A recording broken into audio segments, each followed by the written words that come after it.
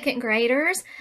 It is time for math. Let's get started with our lesson today. So I'm excited to tell you that today we're going to be starting a brand new unit. You may have already started in your classroom, but our unit is going to be on measurement. So let's take a look at some different ways that we measure. Now in first grade, you practiced measuring with non-standard units, things like Unifix cubes or paper clips. But now we're going to practice measuring with standard units. So here are some examples of measuring with standard units. This is a photo of a yardstick or a meter stick. We have a tape measure and a ruler.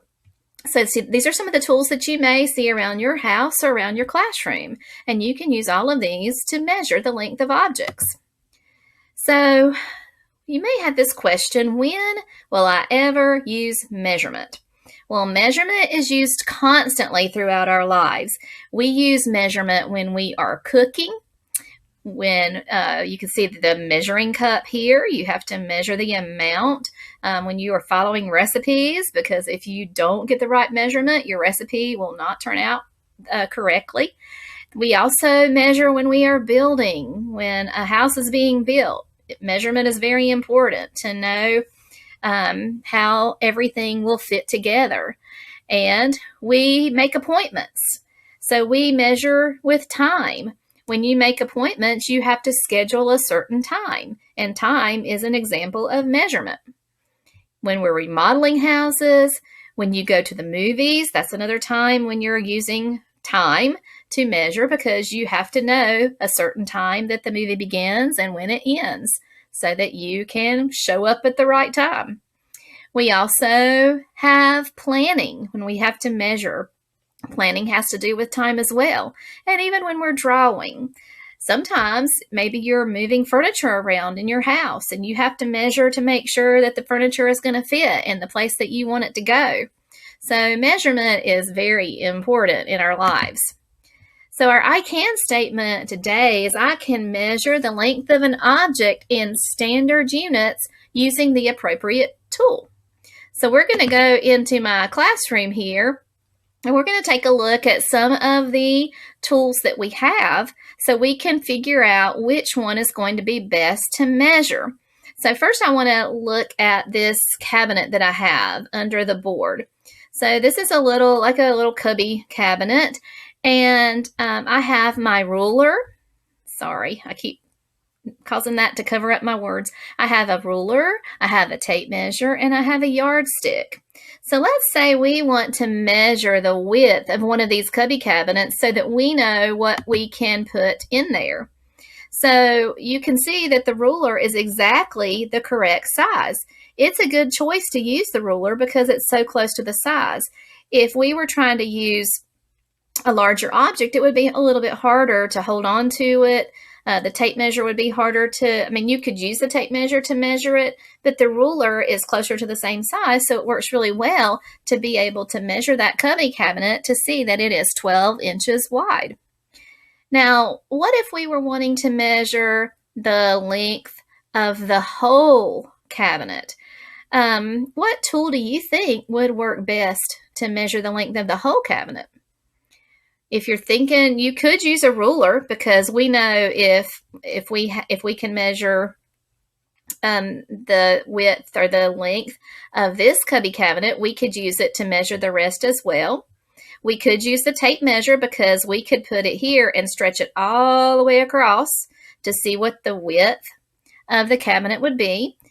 We could even try maybe the yardstick. The yardstick would be a little bit difficult though, because it's not quite long enough. You can see here, it's not very long. So I would have to pick it up and move it down and add the rest of the measurement together so that I could find out the total length of that cabinet. So maybe a tape measure may be the easiest thing to use. So as you're measuring different things, you have to decide which tool is going to be the best to help you get the correct measurement. So we have two different units that we use to measure. We can measure length with customary units. So these are our customary units. We have inches, feet, and yards. And we have metric units. centimeters and meters. So we're going to take a look at measuring with both of those so that we can kind of see the difference between the two. So let's practice with this. How many inches long is this pencil? So I have a ruler. I have put my pencil at the tip of the ruler, the tip of the pencil, and I've stretched it all the way across. And I actually have a line here to show where the end of the pencil is so that it makes it really easy for us to look straight down and see that this pencil is 5 inches long. So let's take a minute just to look at the ruler. First of all, we have inches across the bottom. So all of the larger units are inches. And then we have centimeters across the top. So the smaller units of measure are centimeters. So how many centimeters long is the pencil? Well, if we start here, go all the way across, we can see that it's a little over 12 centimeters. So where it's only 5 inches, it is 12 centimeters. So why is the number of centimeters greater than the number of inches? Well, if you're thinking that because the units are smaller, you're right. The centimeters are smaller units, so there are more of them. Now let's take a look at this problem. So what would you use? How about this one? Which would be best for measuring the length of the hallway? A ruler or a yardstick? Explain your thinking. So first of all, we have our pictures there of a ruler and a yardstick. What do you think? Which one may be the better tool?